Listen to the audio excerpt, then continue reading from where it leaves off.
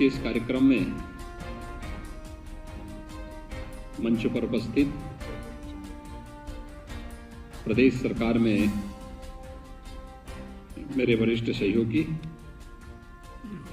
सूक्ष्म लघु मध्यम उद्यम, खादी एवं ग्रामोद्योग, रेशम और हथकरघा विभाग के मंत्री श्री राकेश सचान जी,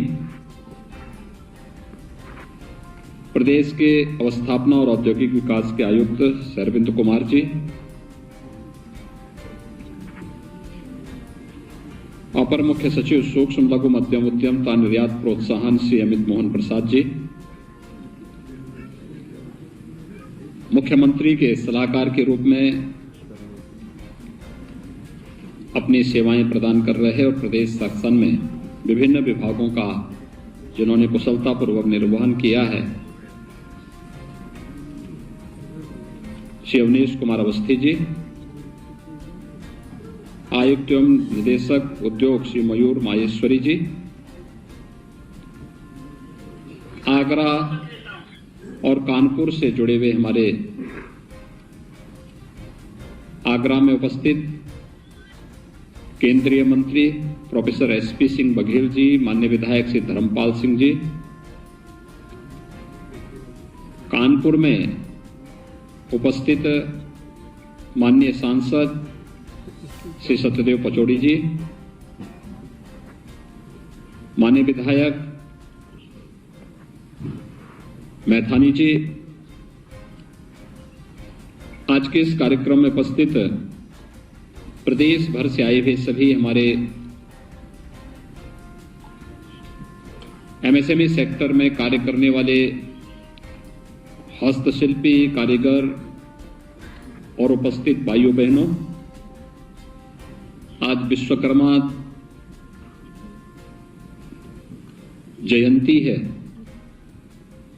और साथ ही साथ आदरणीय प्रधानमंत्री श्री नरेंद्र मोदी जी का भी पावन जन्मदिन है। इस सृष्टि के आदि शिल्पी भगवान विश्वकर्मा की पावन जयंती के अवसर पर और आधुनिक भारत के शिल्पी के रूप में प्रधानमंत्री मोदी जी के जन्मदिन पर मैं आप सबको हृदय से बधाई देता हूं। आप अपनी शिल्प के माध्यम से भारत को आत्मनिर्भरता की ओर अग्रसर करने में अपना योगदान दे पाएंगे, इसकी शुभकामनाएं भी मैं इस अवसर पर आप सबको देता हूं। मुझे प्रसन्नता है कि अभी मुझे यहां पर विश्वकर्मा जयंती के शुभ अवसर पर अपने प्रदेश भर से आए हुए हस्तशिल्पी और कारीगरों को सम्मान करने का एक अवसर प्राप्त हुआ। ये जो हस्तशिल्पी हैं, अपने परंपरागत पेशे को इन्होंने तमाम अभाव और चुनौतियों के बावजूद संरक्षित करके रखा। उनके हुनर को प्रधानमंत्री मोदी जी ने एक मंच दिया और उनकी प्रेरणा से 2017 में प्रदेश के अंदर नई सरकार का गठन होने के बाद इस क्षेत्र में जो कार्यक्रम प्रारंभ हुए, उत्तर प्रदेश यद्यपि देश का वह सौभाग्यशाली राज्य है जिसके पास सबसे अधिक सूक्ष्म लघु और मध्यम उद्यम है। एक अनुमान के अनुसार 90 लाख से अधिक एमएसएमई हमारे पास मौजूद है और औद्योगिक विकास की पहली शर्त होती है एमएसएमई का क्लस्टर,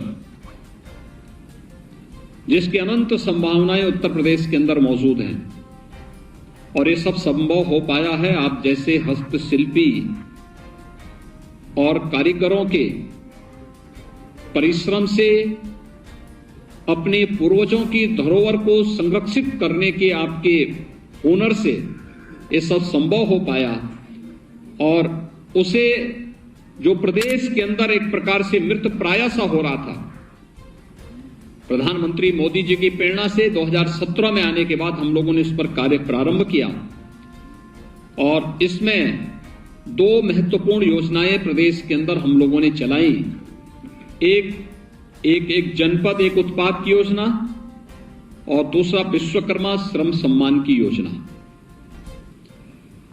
एक जनपद एक उत्पाद की योजना, हर जनपद की अपनी एक यूनिक प्रोडक्ट होगी और उसकी डिजाइनिंग, उसकी तकनीक, उसकी मार्केटिंग, उसकी ब्रांडिंग, उसकी पैकेजिंग, इन सब को लेकर के सरकार के स्तर पर उसे प्रोत्साहन देने की कार्रवाई। विश्वकर्मा श्रम सम्मान के माध्यम से अपने परंपरागत कारीगर और हस्तशिल्पियों को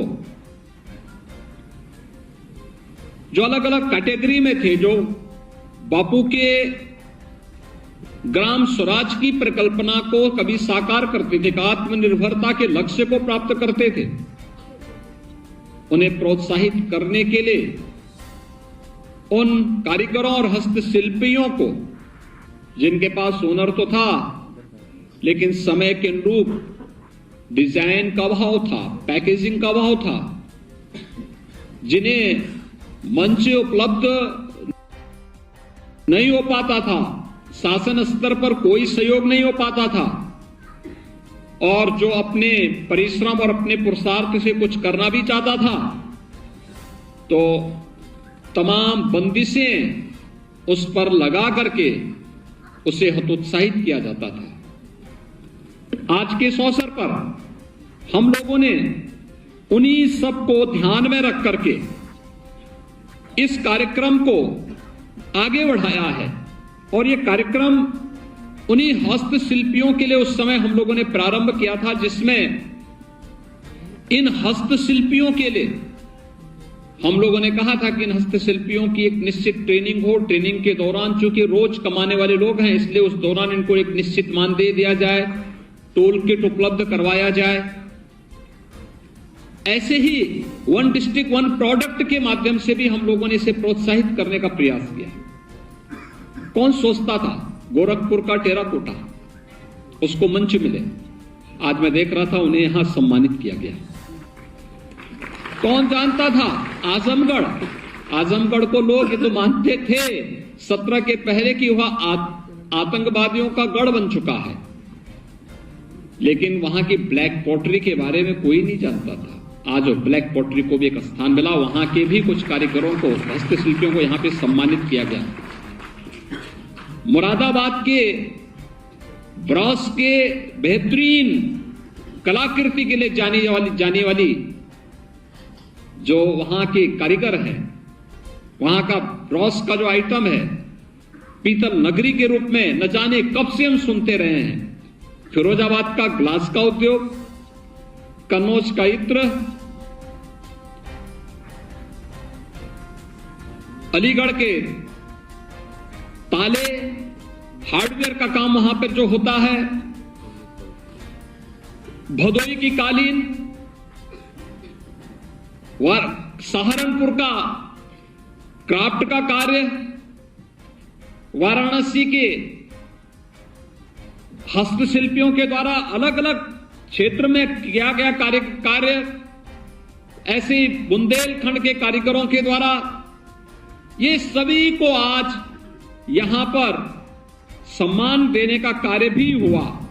और मुझे प्रसन्नता है कि जो कार्य हम लोगों ने 2018 में 1 डिस्ट्रिक्ट 1 प्रोडक्ट के माध्यम से प्रारंभ किया था, 2019 में विश्वकर्मा श्रम सम्मान के माध्यम से किया था और इसके लिए हस्तशिल्पियों के सम्मान की व्यवस्था की। विगत 3 वर्ष में कोरोना महामारी के कारण उन्हें सम्मान नहीं दे पाए थे और जिसके कारण उन हस्तशिल्पियों के मन में भी हो सकता है भाव आया होगा कि उत्तर प्रदेश में जो हमें उद्यमी पुरस्कार दे रहे थे, सूक्ष्म उद्योग श्रेणी में, लघु उद्यम श्रेणी में, मध्यम उद्यम श्रेणी में एमएसएमई के विशिष्ट प्रयास के लिए अनुसूचित जाति जनजाति की महिला उद्यमियों के लिए और ये जो पुरस्कार दिए जाने थे, जिसमें उत्तर प्रदेश उद्यमी पुरस्कार के लिए 1,25,000 रुपये का यह पुरस्कार हम लोग यहां पर प्रदान किए। सूक्ष्म लघु मध्यम उद्यम श्रेणी के प्रत्येक श्रेणी के प्रथम पुरस्कार में 50,000 रुपये, एमएसएमई में विशिष्ट प्रयासों के लिए अनुसूचित जाति और जनजाति तथा महिला उद्यमियों को 50,000 रुपये, अंगवस्त्र तथा महिला उद्यमी को 40,000 रुपये और अंगवस्त्र आदि देने की कार्रवाई, और एमएसएमई उद्यमी और विशिष्ट गुणवत्ता उत्पाद पुरस्कार जिसमें 25,000 रुपये और प्रशस्ति पत्र भी यहां पर उपलब्ध करवाने का कार्य किया गया। विगत 3 वर्ष के अंदर ये कार्य पुरस्कार नहीं वितरित हो पाए थे कोरोना महामारी के कारण 19-20 में आप जानते हैं कि प्रदेश में दुनिया के अंदर कोरोना महामारी आ चुकी थी। मार्च से लॉकडाउन प्रारंभ हो गया था, लंबे समय तक ये चलता रहा। आज कोरोना पर प्रभावी नियंत्रण करने के साथ ही हर व्यक्ति को सुरक्षा कवच के रूप में वैक्सीन दी जा चुकी है, और उन स्थितियों में जब यह अवसर प्राप्त हुआ तो विश्वकर्मा जयंती के अवसर पर आज उन हस्तशिल्पियों को यहां पर सम्मान देने का कार्य हुआ, जिसमें 19-20, 20-21 और 21-22 के ये सभी जो उद्यमी थे, इन्हें आज यहां पर सम्मान देने का कार्य हुआ है। मैं इस अवसर पर इन सभी हस्तशिल्पियों को, जिन्हें आज यहां पर यह सम्मान प्राप्त हुआ है, उन सभी को मैं हृदय से बधाई देता हूं, अपनी शुभकामनाएं देता हूं। आप सभी हस्तशिल्पियों के प्रयास के कारण आज उत्तर प्रदेश एक सकारात्मक दिशा में आगे बढ़ा है। लोगों के मन में एक विश्वास हुआ है, उत्तर प्रदेश भी अब विकास के बारे में कार्य कर रहा है, एक बड़ा विश्वास जड़ गया है। देश और दुनिया के निवेश के सबसे अच्छे गंतव्य के रूप में उत्तर प्रदेश उभरा है, और आज लोगों के मन में एक भाव आया है कि उत्तर प्रदेश के अंदर यह कार्य अब संभव है, और आपके ही प्रयास का परिणाम है। जो डाटा मेरे पास आए हैं वो बहुत ही रोचक और उत्साहवर्धक है। खासतौर पर अगर मैं आपके सामने इनको उपलब्ध कराऊं कि उत्तर प्रदेश ने विगत जो कार्य किए, इसमें उत्तर प्रदेश ने गुड गवर्नेंस इंडेक्स में 2021 में प्रथम स्थान, इंडिया इनोवेशन इंडेक्स में 7वां स्थान, एक्सपोर्ट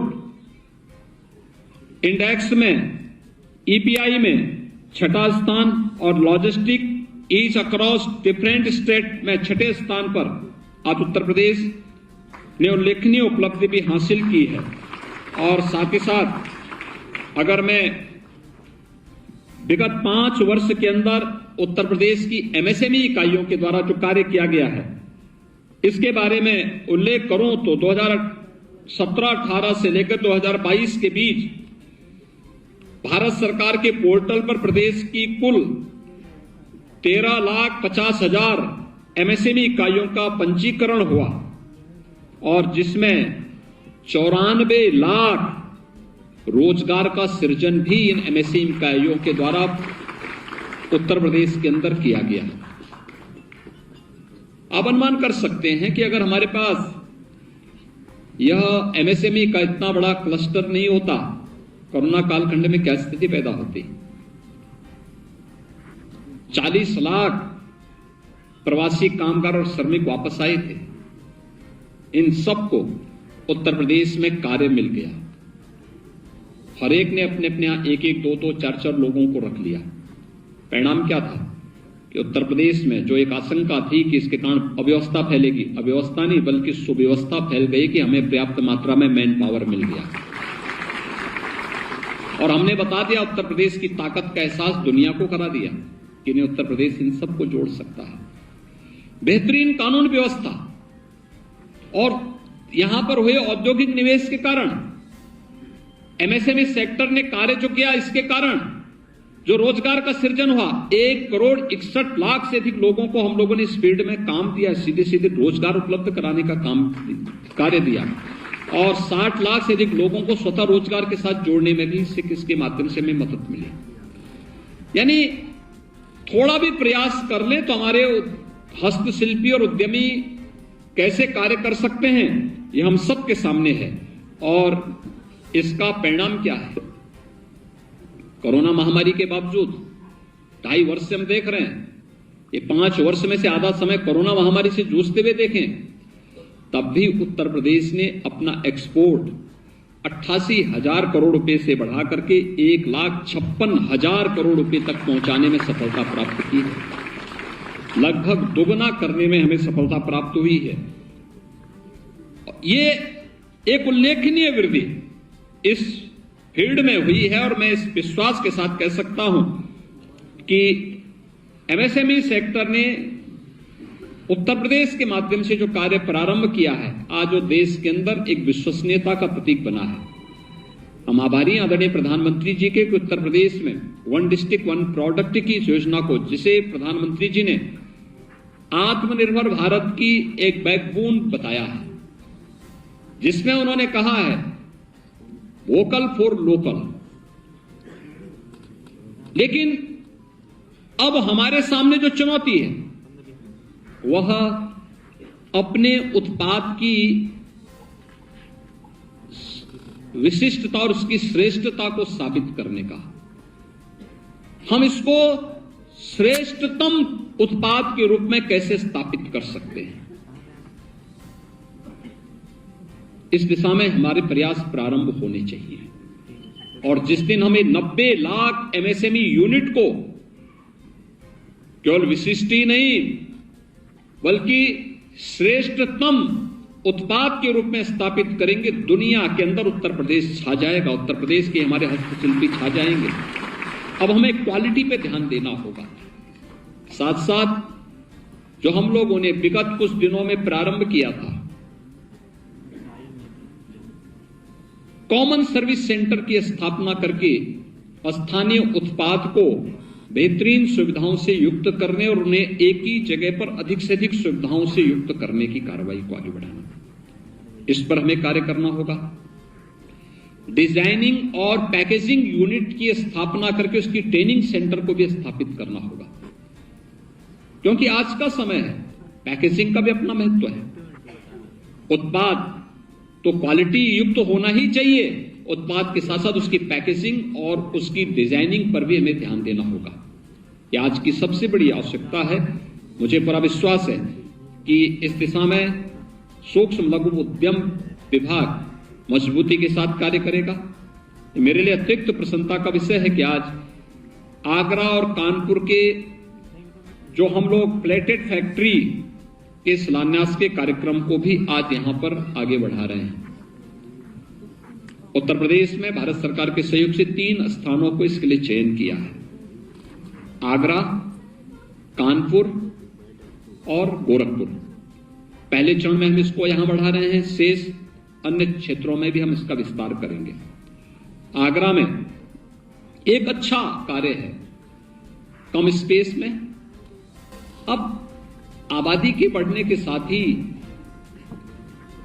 जमीन को हम हॉरिजॉन्टल ले जाने की बजाय, उसका विस्तार देने की बजाय, बल्कि हम वर्टिकल जाएं और एक ही स्थान पर मल्टी स्टोरी फैक्ट्रियां बना करके अनेक उद्यमियों को वहां पर सस्ते में स्पेस उपलब्ध करा करके उन कार्यक्रमों को आगे बढ़ाने की कार्रवाई को गति देना। और आज इसका शुभारंभ हो रहा है, जिसमें आगरा में रेडीमेड गारमेंट क्लस्टर के लिए प्लेटेड फैक्ट्री के निर्माण के कार्यक्रम को हम आगे बढ़ाने जा रहे हैं, जिसमें 8,812 वर्ग मीटर क्षेत्रफल में एक प्लेटेड फैक्ट्री का निर्माण यहां पर क्लस्टर डेवलपमेंट योजना के अंतर्गत किया जा रहा है, जिसमें 26 करोड़ 41 लाख रुपए की लागत से आज इस कार्यक्रम को पहला शिलान्यास का कार्यक्रम प्रारंभ हो रहा है, जिसमें 40 इकाइयों की स्थापना, एक ही कॉम्प्लेक्स में 40 इकाइयों की स्थापना हो जाएगी। यह कार्य आगरा के लिए हो रहा है और ऐसे ही कानपुर में भी हौजरी सिलाई क्लस्टर हेतु प्लेटेड फैक्ट्री के निर्माण की कार्रवाई को आगे बढ़ाया जा रहा है। वहां के हमारे जनप्रतिनिधियों और उद्यमियों की ये बहुत दिनों से मांग थी। यहां पर 7,657 वर्ग मीटर क्षेत्रफल में 24 करोड़ 72 लाख रुपए की लागत से इस कार्य को आगे बढ़ाया जा रहा है, जिसमें 67 इकाइयों की स्थापना इस एक कॉम्प्लेक्स में करने में हमें सफलता प्राप्त होगी और हजारों लोगों को इसके माध्यम से रोजगार भी प्रत्यक्ष और अप्रत्यक्ष रूप से प्राप्त होगा। यानी ये 2 कार्य का शुभारंभ हो रहा है और ये उत्तर प्रदेश के लिए रेडीमेड गारमेंट के एक नए हब के रूप में उभरने का एक अवसर भी होगा। और मैं उत्तर प्रदेश के अपने सभी हस्तशिल्पियों से, उद्यमियों से ही अपील करूंगा, इस अवसर को हम बेहतरीन तरीके से आगे बढ़ाएं। देखिए, अब तो उत्तर प्रदेश शासन ने एक और व्यवस्था कर दी है ईज ऑफ डूइंग बिजनेस में। एमएसएमई यूनिट अगर आपको लगाना है तो एप्लीकेशन देने के 72 घंटे के अंदर आपको क्लीयरेंस मिल जाएगा और 1000 दिनों के लिए सुविधा दी जा रही है कि कोई भी आपकी फैक्ट्री का इंस्पेक्शन नहीं करेगा। आप एक बाकी क्लीयरेंस को 1000 दिनों के अंदर आप ले लीजिए। एक बेहतरीन सुविधा हम देने जा रहे हैं और एक अवसर है। क्वालिटी पे अगर आप ध्यान देंगे तो वह क्वालिटी आपके प्रोडक्ट को वैश्विक मंच प्रदान करेगा। आज उत्तर प्रदेश की कनेक्टिविटी बहुत अच्छी हुई है, बहुत अच्छी कनेक्टिविटी उत्तर प्रदेश की हुई है। एक्सप्रेस हाईवे उत्तर प्रदेश के अंदर बने हैं, हाईवे बेहतरीन हुए हैं, एयर कनेक्टिविटी बेहतरीन हुई है। बहुत शीघ्र हम 5 अंतर्राष्ट्रीय एयरपोर्ट के रूप में देश का पहला राज्य होंगे जिसके पास 5 अंतर्राष्ट्रीय हवाई यानी एयरपोर्ट होंगे।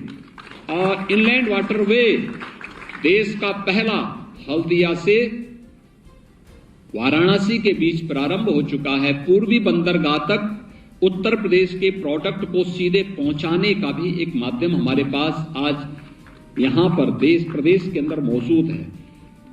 इसलिए अपनी क्वालिटी पर, प्रोडक्ट की क्वालिटी पर ध्यान देना और फिर निर्यात के लिए हर जनपद स्तर पर प्रयास करना, ये सभी चीजें अगर हम एक साथ प्रारंभ करेंगे तो उत्तर प्रदेश का प्रोडक्ट पूरे देश और पूरी दुनिया के अंदर छाएगा और उस दिशा में हमारा प्रयास तेजी के साथ आगे बढ़ना चाहिए। आज विश्वकर्मा जयंती और प्रधानमंत्री मोदी जी के पावन जन्मदिन के अवसर पर मैं एक बार फिर से आप सबको हृदय से बधाई देता हूं। प्रधानमंत्री जी के स्वस्थ और दीर्घजीवी होने की कामना करता हूं। भगवान विश्वकर्मा से प्रार्थना करता हूं कि हमारे हस्तशिल्पियों को इतना ऐसा उन्हें हुनर दें कि वह अपने प्रोडक्ट को वैश्विक मंच तक पहुंचाने में उन्हें सफलता प्राप्त हो।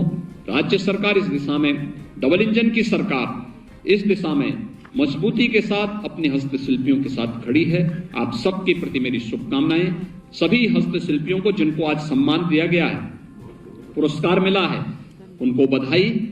और अन्य हस्तशिल्पी भी इस दिशा में आगे बढ़ करके अपने प्रोडक्ट को एक क्वालिटी के साथ वैश्विक मंच तक पहुंचाने में अपना योगदान देंगे। आप सबके प्रति मेरी शुभकामनाएं। धन्यवाद। जय हिंद।